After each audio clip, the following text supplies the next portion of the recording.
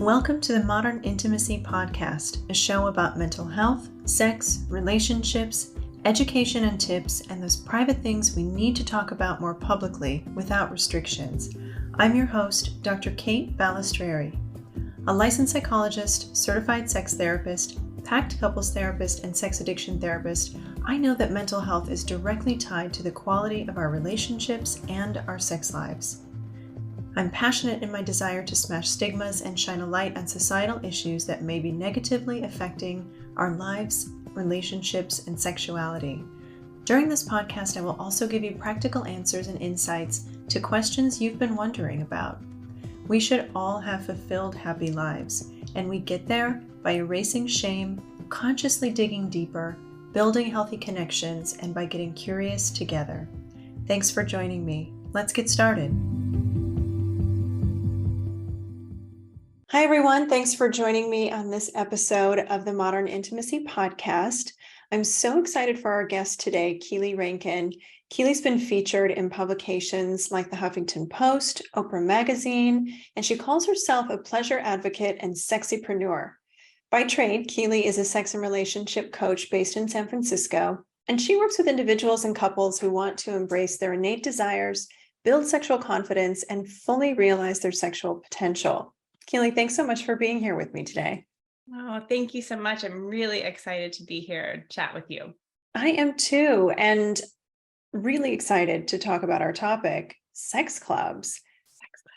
Sex clubs. I know. They are so fun. So how did you first learn about sex clubs and get interested in them? You know, as a young person, I was exposed to a lot of different erotic scenes, and sex clubs was always just sort of like a part of the world that I circulated in. And I sort of took it, or I feel like I've really taken it to the next level around sex clubs when my partner, my now husband, and I started going to quite a few in Paris, which is where he's from. And we would have these experiences where we would go and feel pretty disconnected in them. And it really struck me one day. I was on a flight home and I'm like, this is so interesting. You know, like we have a really great connection. I consider myself, a sex expert, and I'm going into these scenarios and we both are feeling like the connection isn't quite there. And so I started to really think, like, what is it that, we're needing first and foremost, and potentially what down the road, what other people, might be needing in these dynamics to feel more connected. So I think there's the topic of like sex clubs and the excitement of going there and the adventure and the adventureness of like having it be a date night, whether you're monogamous or not. And then I think there's the question of like, how do you actually make it a positive experience? Which I think no one has really been talking about. So that's really where I come in, I think. Well, that is a really important distinction, right? I think a lot of folks have this idea that sex clubs are really, really fun, and they can be. And also not a lot is known about them unless you're a part of that circuit. So it can be really tricky to prepare yourself and prepare each other if you're going with a partner for what to expect and how to support yourselves through that. So I'm curious, like, let's break it down first. Are there different kinds of sex clubs? Yes, absolutely. Okay. I think the biggest distinction in the US is between sort of like a BDSM club and just a more like non-BDS trending club. Mm-hmm. And I think what's important for folks to realize is that in these spaces, there's always spaces where people are not doing anything directly erotic. And then there typically are certain spaces that you can enter and you can be a voyeur. You don't have to do anything when you're in them, that people are typically engaging in erotic activities. And then in Europe, they also have these wonderful things called sex saunas, where it's basically like going to the spa minus the masseuses. I guess you could create a masseuse situation, but basically people are already with their clothes off and relaxed and in steam rooms or hot tubs or saunas, and there's showers and robes. So there's a little different energy with that as well, which I think is actually really lovely for people who feel a little trepidation maybe about taking their clothes off for the first time, which is fun. Yeah. So you can go and not actually be sexual with anyone at a sex club. Right. I think this is a really, really important thing for people to know about sex clubs. There is absolutely no requirement that you Mhm. participate in any activities with your partner. You don't have to do anything to be there. And more likely than not, I think what people probably, to burst their fantasy bubble, a lot of people are not hooking up with other people at these events. It's slightly different than like a swingers party where there's normally like invites and everyone kind of knows each other and someone knows someone through someone else. These are virtual strangers, which I think is part of the fun Mhm. appeal.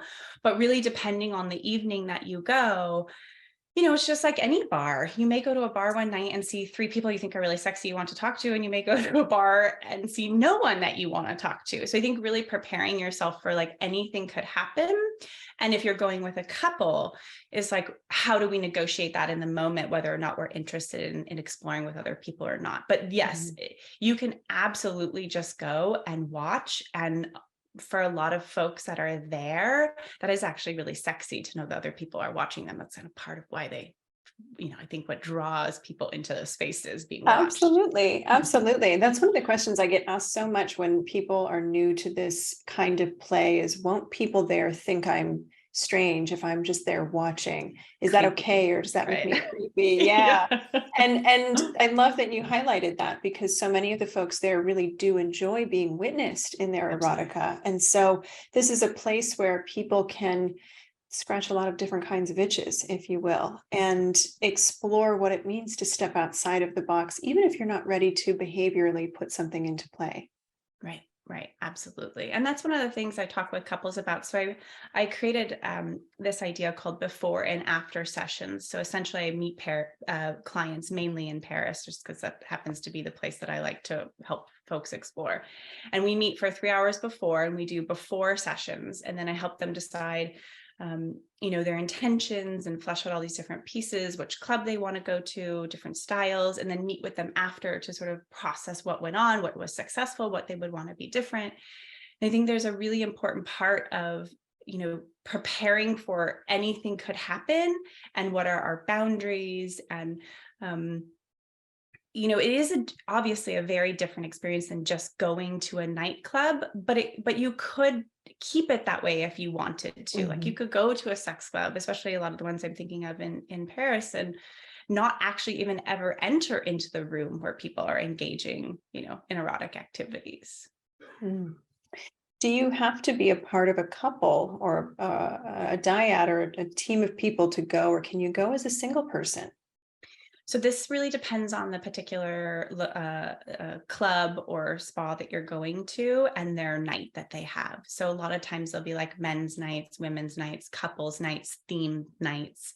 So again, it just sort of will depend upon what you're interested in. And I would say in the US in particular, you would want, if you're thinking about going to these types of places, they're mainly in bigger cities, and you would want to make sure you pick a specific theme night that feels right for you. So um, if you are a single man and you're wanting to go to these types of play parties, and you go on a night where single men are allowed, because that's primarily the one that is in question the most, because there Mhm. tends to be more men interested in these types of experiences than women, and seeking them out and engaging in them.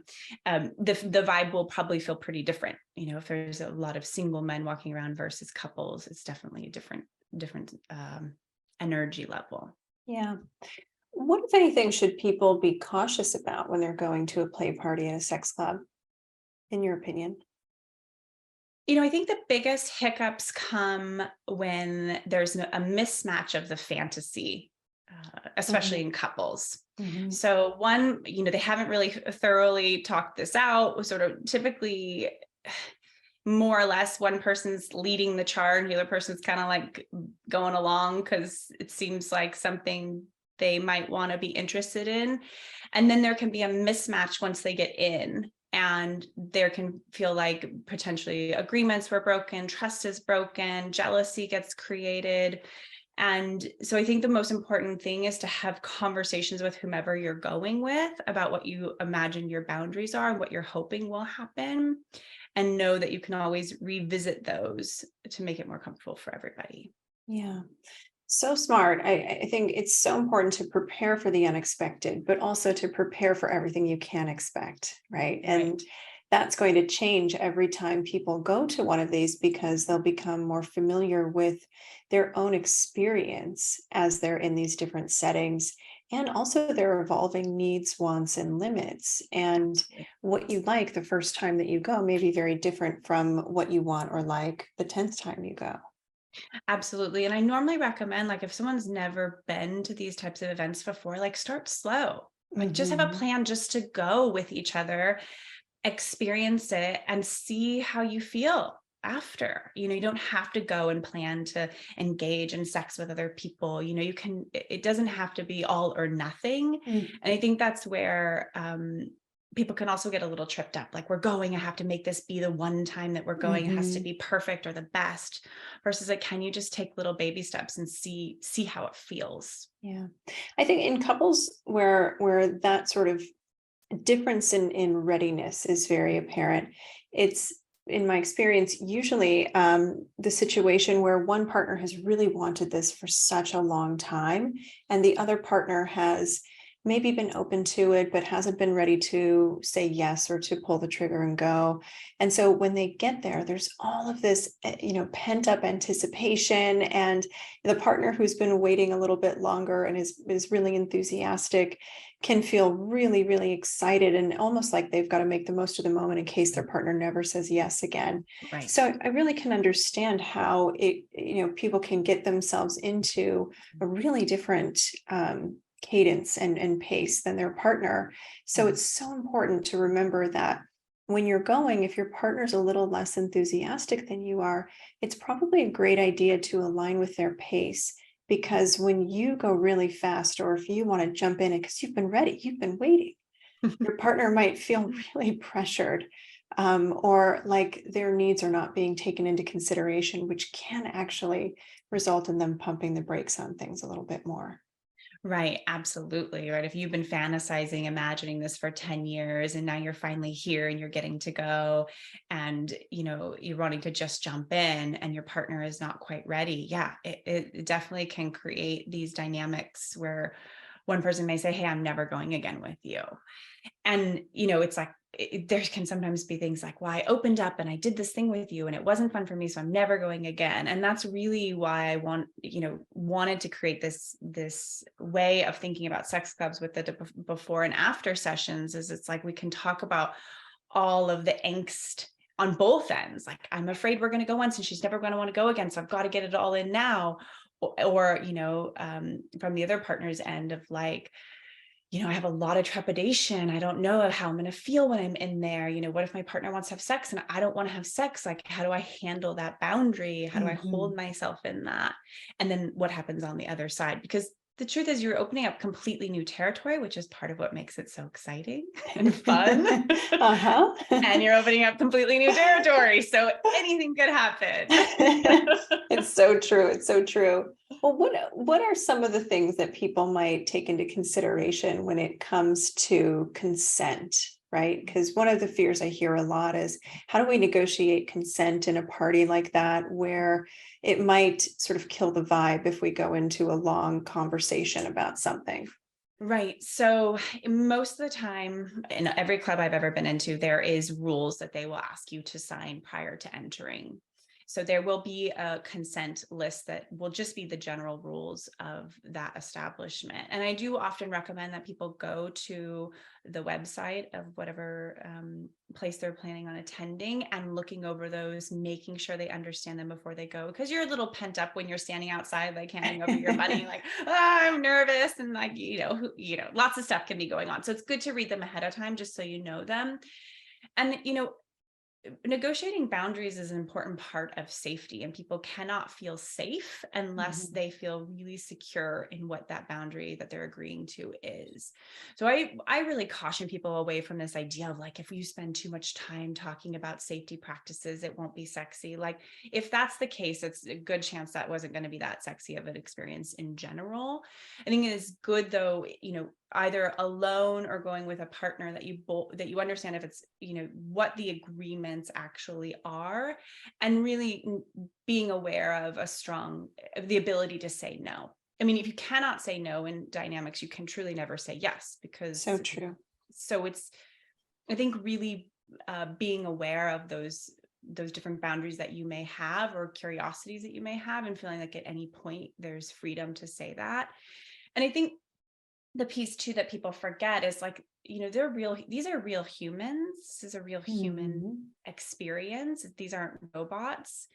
And, people can sense if you're feeling trepidation, or you've switched from a yes to a no. And at any point in any situation, especially in these types of environments, you can absolutely say, hold on, pause, let's stop. I don't want to do this anymore. And most likely, in every situation I've ever experienced, everyone just pauses, stops, and is like, okay, what's going on? Are we okay? I mean, this is a community that prides themselves on people consenting and wanting to be there and choosing to be in their pleasure and fun. And, obviously there's some types of play, like we talked about in the beginning with the BDSM clubs, where maybe people are yelling no because that's a part of their scene. But oftentimes that's a very, very pre-negotiated and understood space that people are playing in. Absolutely. And they have different language to say no, so that it's understood when the line is there and present. Right. Their world might be purple or watermelon versus no. Exactly. One of the myths that I think I held about sex clubs before I got more into this work and had more exploration around them was the idea that they were like a free-for-all of just grab happy folks who, were not going to be mindful of things like safety, consent, pleasure, except their own, of course. And I was really surprised and pleasantly surprised to learn about the emphasis of safety and the self-policing that goes on within these clubs to make sure that they do stay safe, and that any boundary violations are addressed quickly and robustly. I wonder what your experience has been with any sort of problems that have come to light, if any. Yeah, I mean, in terms of like the patrons in the club engaging together, absolutely. I've never witnessed, seen, experienced anything that felt even, like a slight boundary violation. I'd say the closest thing I had ever gotten to something tricky happening was I was at a club in San Francisco with a couple of mutual friends, and there was a stripper pole on a stage, and this was in the non-sex zone. So it was in where the drinks were and people were fully clothed. And one of my girlfriends just jumps on stage and starts dancing on this pole. And the woman who was hired to dance on the pole that night came out and got really upset that my friend was on this pole, and it turned into like this really uncomfortable conversation. And so my friend did end up leaving, just because she felt like this was supposed to be a safe space and I was supposed to be able to explore my sexuality. And this woman who was hired to dance on the pole, I don't know if she was actually a dancer per se, but she was hired to be there to be sexy. And so that, I think, was the most complicated thing I've ever seen that was uncomfortable, but that felt more a little bit like, kind of holding territory. And it was early on in the night too. So I think there was a lot of other stuff going on, but. Yeah. There also might be some safety issues too. I mean, if I understand correctly, a lot of the preparation on the pole, is very specific to each dancer. So I wonder if there might have been some adjustments that were made or needed to be made or something like that. Right. That's a really good point. Yeah. Yeah. So what are some of the other myths that you would like to dispel about sex clubs? I love that you're asking this question because it is so important. I think one of the things that is really important for men to remember is that you may have a really big fantasy and desire to go to these clubs, and what's normal is that sometimes your cock isn't going to work the way you thought it would, or the way that it works at home, either struggling to find arousal, struggling to orgasm. And that is actually very, very normal. there's so many ways in which our arousal can show up and not show up. And sometimes in these really, really high intensity environments, our arousal doesn't show up necessarily the way we would want it to. Yeah. So if that happens, you're not alone. It's not necessarily something to worry about in that moment. I often say, like, see if you can find things that you do enjoy. Make sure you're sharing with your partner that you're still turned on, you're having a good time, this is really fun. If you're still wanting to be sexual, letting yourself explore in ways where maybe your cock doesn't have to be involved. But I think that's a really, really big one. That's like, you're not just going to get there and your body's going to respond exactly the same way that it would at home. And it goes the same also for women too.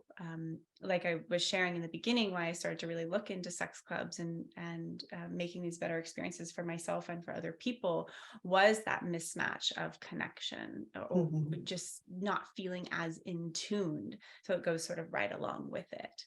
I think the other piece, go ahead. No, go ahead. As the other piece that you shared, that it's like this one big giant like orgy and people are just like jumping on top of each other, is a really big one. That's often not at all what's happening. People are respectively in their own spaces with people that they came with, exploring. There's oftentimes lots of different rooms, making eye contact, having a little conversation before engaging. All of those things are also really happening too. Yeah. What are one or two tips that you might offer to couples as they're starting to have this conversation about whether or not a sex club could be a good fit for them?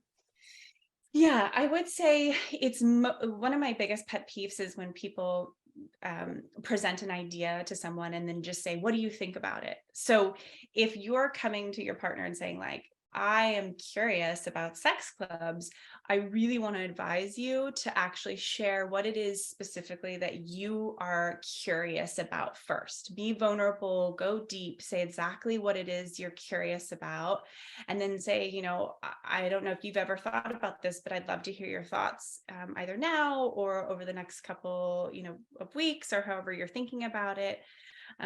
Because I think this idea of like, oh, I have this idea, what do you think, puts a lot of pressure on the other person. It does. It shifts the emotional labor into their lap. It's like, right. Hey, I have this really big amorphous idea. You sort it out and tell me what's permissible. And that's a big hot potato to throw in someone's lap. Right. It's the same thing I talk about with people with fantasies. I'm like, you don't say, oh, tell me your fantasies. You go first, you share your fantasies first. And then you say, I'd love to know what some of yours are when you feel ready or comfortable to share with me. The other piece I would say too is, and I've sort of already mentioned this, but, once you get there or, you don't have to take everything so serious, like it's going to be the only time. Like really take a deep breath. Like you don't have to make everything happen at once. There's room to go back again another time. There's no missed opportunities. I think the whole idea about sex clubs is to move away from sexual scarcity and into like, we can trust the flow of things. We can trust that things will come back around. There isn't just a one time for all of these pieces. I love that. Really, really important to recognize that shift, right? When someone is attracted to something because it feels unavailable versus when it feels really abundant, such a different energy. Yeah, absolutely. Yeah. Well, thank you so much, Keeley. This was so insightful. If folks want to work with you or if they want to learn more about you, where can they find you? Yeah, so the best way to find me is on my website, which is www.keeleyrankin.com. And also you can follow me on Instagram, which is just my name, Keeley Rankin Sex Coach. It's a great way to learn sort of about some of the things we're offering, different courses, different upcoming trainings, things like that. And also I have a special offer for people through the podcasts that find me. And you can actually go to my website with a /podcast, and there's a special download of a really fun new video that I just made. So check me out. Amazing. Thank you for that.